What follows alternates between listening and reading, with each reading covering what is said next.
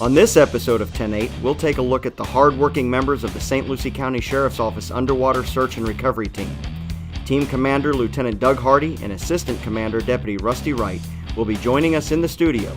It's going to be a great show, so don't go away. We'll be right back.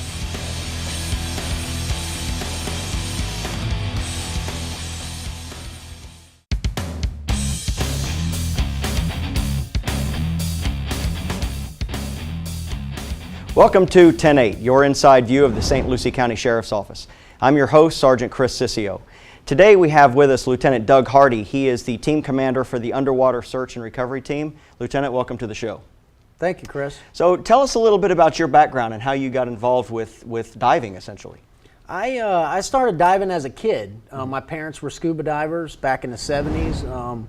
They always had boats. We were very active, recreational, and I remember as a young kid, 10, 11 years old, I would get to snorkel around the boat, when we would go anchor out somewhere. And it started that far back when at one point, my dad let me put on a scuba tank. And this was primitive equipment then. It was like a backpack, a scuba bottle, and a hose. Yeah. And I remember getting to work around the bottom of our boat, and he'd let me scrub the barnacles and this and that. But I actually got certified at 12 years old. And I remember going to the Bahamas with my parents on their boat and getting to scuba dive. So, it's been a lifelong, pretty much, commitment. So you get involved in law enforcement, and obviously you just started pursuing that passion once you became a deputy. Sure. Now, was there an existing dive team when you came to the Sheriff's Office, or was this something you had a hand in developing? No, Lieutenant Bill Dewson, he was the team commander when I came on. The team at that time was comprised of some volunteer divers, some full-time members, and a little bit. Everybody had a different background, but everybody predominantly in those days were recreational scuba divers. Right. And then you come to work at the Sheriff's Office, whether you're in a full-time capacity or a reserve capacity, they assembled a team, and that's kind of where it started. So there's got to be some level of advanced training that a recreational diver would have to be a law enforcement diver. Tell us about some of the training that you guys go through to achieve that certification. Sure. And what we do is all of our divers start out in the recreational certification business through PADI. Now OSSI are one of those national recognized corporations. Right. They teach recreational diving. Now I know PADI they teach public safety diving, but we predominantly right now specialize with a corporation, Dive Rescue International. They teach public safety scuba diving. They teach swiftwater rescue. And they specialize in what we do because it's very hazardous. Okay, and how is the team made up? I mean, you're obviously the team commander. How many divers do you have? And give us some examples of the roles and responsibilities that these members have. Sure, we have we are an 11-member team. I am the team commander. I have 2 assistant team leaders. Deputy Rusty Wright's here with us today. He's going to talk a little bit further about some of the equipment. And Deputy John Verna, he's one of the assistant team leaders. Basically, all of the divers have real similar certifications, but some of the guys specialize in some of our advanced equipment, which you'll see later in the show. Some of our sonar technology, a lot of it's computer-based. Some of the guys are better at it, and I'll be honest, they're much better at it than I am. Right, right. I'm not a computer guy, and they're all computer-based applications. So from our equipment, that we wear as divers to our specialized sonar equipment, certain guys specialize in those areas. Right. And with the 11 people, is there an on-call schedule, or are you guys all available in the event that there is a need? How does it work to where you have a need out on the street that needs the underwater search and recovery team? How do you select people to go out to do that? Yeah, and how we do it, we're all on call. We find that it takes 5 to 6 members to go on any call. Okay. If a member is out of town on vacation. Matter of fact, on my way to the show this morning, Buddy Ward, one of our divers, called and said, "Hey, I'm going to be out of town today, not available." So we pretty much stay on call, okay. Unless you're going on a trip or something. But our response mechanism is through a patrol or a neighboring agency. Through 911, they would contact me. You know, and What kind of calls for service do you respond to? we respond to water-related incidents where it could be evidence collection, you know, something possibly in a burglary. Some items were disposed in a canal, waterway, intercoastal, ocean. Right. We do missing person investigations. Okay. We've had several of those. People, you know, come up missing at a marina, say. We will respond in that. But it seems like the bulk of our work is evidence, property crimes related, stolen vehicles.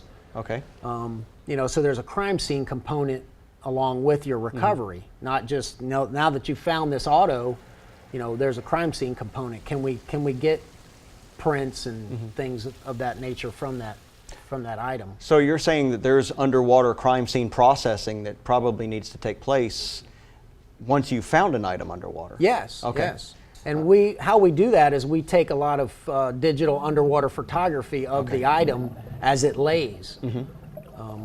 That gives a whole new meaning to CSI. What we see on television where everything's above ground and inside of a room or what have you, now you're in an underwater environment and you find a stolen firearm, for example, and everything around that area is essentially evidence. Exactly. And Wow. what we can do now is with GPS technology, we can tell you exactly where it was and you know, use the photography angle, you know, and then once we, you know, retrieve the item, we'll turn it over to crime scene and they'll try to do prints and DNA and everything else. Right. So in that facet, you guys probably work hand in hand with crime scene on large-scale incidents, so that when you find the item, you photograph the item, it comes out, it's turned over to them, and then they take it for further processing. Sure. And I tell people, what do you do? And I'm like, we do it the same way you do it on dry land.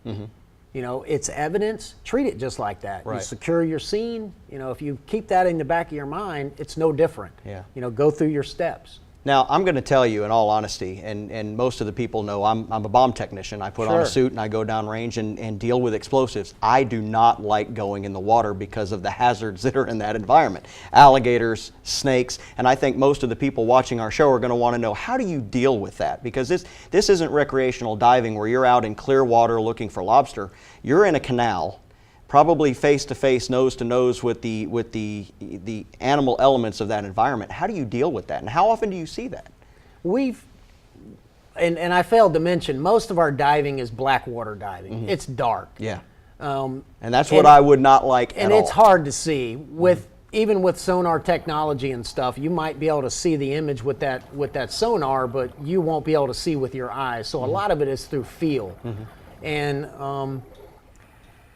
so when you say feel, you're feeling the ground or feeling the environment Sure. without being able to see to find what you're looking Sure. for. To me, that's even more nerve-wracking. sometimes we have to do small article searches. Let's say we're looking for some small shell casings that were used in a homicide.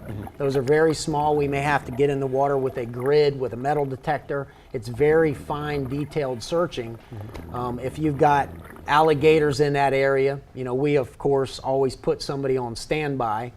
Just the other day we were doing some vehicle recoveries in Belcher Canal, and I've seen several alligators in that canal in the past few recent weeks. So we had a patrol deputy stand by with a rifle as a safety officer. Right. Sharks, we haven't dealt with sharks a whole lot. You know, they're there. You just have to be aware. But when you're doing a small article search and you're moving your hand along the bottom floor and you feel something that moves, Leave it's it a alone. little nerve-wracking. I It may bet. be a turtle or Yeah. something, but if you can't see it, Yeah. it might give you the kind of the willies. Yeah, I bet. And that's where my reservation would be in any type of law enforcement diving. You know, it's one thing to go offshore where you've got clear water and Sure. and things are great, but in a black water environment, you know, I don't think I'd feel comfortable with that. So my hat's off to you and your team for doing that. Well, and that's something that we didn't mention about the training. You know, you have to find and recruit divers that aren't claustrophobic. Right. You know, I've dove in the pristine Caribbean waters when it's just beautiful and you can see the surface at 100 feet. But let's say we're doing a hull search at the pier and you're under a 200-foot container ship and you're looking for possibly a improvised device that's being Right. smuggling narcotics. You know, let's say we're doing some search of that nature. You need to make sure you recruit divers that can deal with that, non-claustrophobic atmosphere. Right. Well, real quick, as we get ready to close out this segment, tell us about a notable incident that you recall in the past using the underwater search and recovery team that was kind of unique. Yeah, I was a new member, and I didn't mention, but I've been on this team for about 20 years, a little bit more, and the team commander for the last several. But Fort Pierce PD had a homicide many years ago that was, where a store clerk was shot and killed, and we were notified to respond. And myself and Master Deputy Rick Sturr, who is one of our agriculture deputies, we were the divers to respond to recover this firearm. And they told us, they said it's a revolver, an old style 22 revolver that the cylinder you could change out from Magnum cylinders. And I knew that design because my father had one growing up. Right. So I was like, okay, I know. But I mean, when we responded to the location, we're talking about a needle in a haystack. They said, we think the guy stood here and he threw it in that canal. Right. So we basically said, okay, if somebody's going to throw something in the canal, where's he going to throw it? Is he going to pitch it off the edge, or is he going to wing it like a baseball pitch? Right. So we set up our search patterns off of that.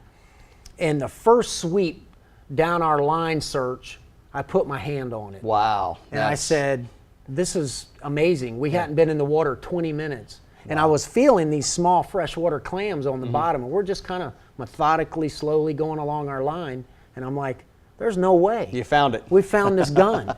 Wow, and, that's good. That trial, those gentlemen were sentenced, and it was the firearm that was used in the homicide. And it's like, okay, this is addictive good. at that point. This That's is very good. Good deal. Well, Lieutenant, we thank you so far. Thank you. We have learned a great deal about the underwater search and recovery team. When we return, we will continue our look into the underwater search and recovery team by looking at some of the specialized equipment they use in the course of their duties. Don't go away.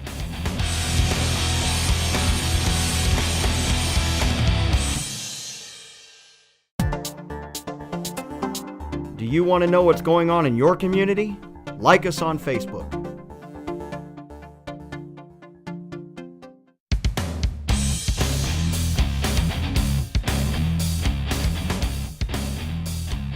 Welcome back to 10-8. Our next guest is Deputy Rusty Wright. He is one of the team leaders with the Underwater Search and Recovery Team, and he's here to talk to us about some of the specialized equipment that's utilized within the team. Deputy, welcome to the show. Thank you, Chris. All right, so how did you get involved with diving? I started when I was 1970. I was 12 years old. Got introduced to it in the river in Jensen Beach. It was a dark water dive. First time I ever tried equipment on. Right. Just jumped in the water and went in. That sparked the fire. Okay. And it's been a lifelong process. Now, you've been with the Sheriff's Office for how long? November will be 10 years. Okay, and pretty much most of that time has been involved with underwater search and recovery? Yes. All right, and you've worked your way up to the team leader, or one of the team leaders, as we've talked about. Yes, sir. And your role and responsibility, from what I understand, is some of the specialized equipment that's utilized within the team. Can you tell us, like this torpedo-looking item back here, what is that for? That is a side scan sonar. That is attached to a rope that is towed beside a boat. It's lowered to a depth. For that deep of water, you got to be at least 3 feet off the bottom, 6 feet in between that range. And that gives the person on the boat on the laptop a perspective of the bottom on the left side of the boat and the right side of the boat, all the way to the shoreline if it's in a canal.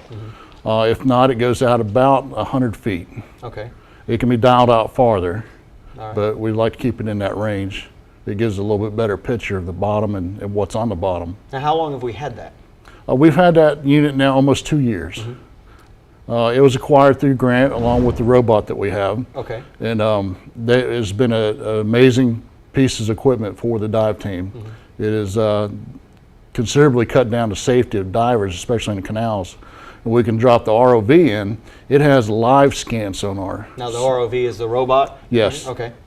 Live scan, you can actually see the fish swimming by. You can see alligators, turtles, anything that's there moving, it'll show up. Also, in the event if you see a car, you actually see a car. It's in a black and white, or orange and white, orange and black silhouette, but you can maneuver and get around the car. You can actually fly the robot. We have flown it inside the car to make sure there was nothing in the car around it. Land, watch, look at the tag number. Once we get the tag number, we can run it, see if it's stolen, see who it belongs to, long before the divers get in the water. During this time that we're finding the vehicle with a robot. Divers are getting ready. The robot's there. All they have to do is follow the umbilical cord right to it. Wow. There's no more search patterns with that. So you're pretty much like what Lieutenant Hardy was talking about before, where 20 years ago the technology was get in the water and feel for whatever it was you're looking for. Essentially, these items can replace that to where they gather the intelligence, gather the direction for how to get to whatever item it is, gather some intel about that area before a diver ever gets into the water. Correct. Now, sometimes we have to go back to the search pattern methods with grids if it's small cartridges or handgun.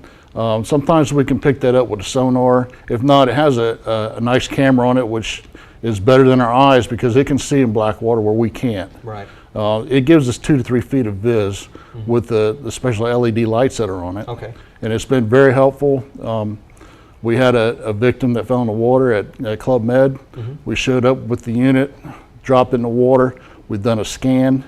In less than 30 seconds, we found them. Wow. Divers didn't even have time to get ready. Time they got in the water and got the victim out, it was less than 20 minutes. Wow. Wow, that's amazing. I remember days working early in law enforcement where we'd spend days on the water looking for a victim. And with the technology that we're talking about now, within 20 minutes, that's phenomenal. As long as we have a good last scene point to start with, it's a short period of time to find them. Now, this side scan sonar, how much did that cost? That roughly was around $30,000. Okay, and the ROV? Right around $100,000. And you said that came from grant money. That was a grant through Port Security, which I was involved with Lieutenant Hardy, and we secured that grant through the Sheriff's Office and the county approving it. Wow. Now, what other equipment do you guys utilize? Now, the whole team is outfitted in a dry suit, which keeps us away from all the contaminants in these canals that we have and pesticides and everything that flows into there. We're also utilizing full face masks that come through the grant. It has communications. Oh, okay. So as we're sitting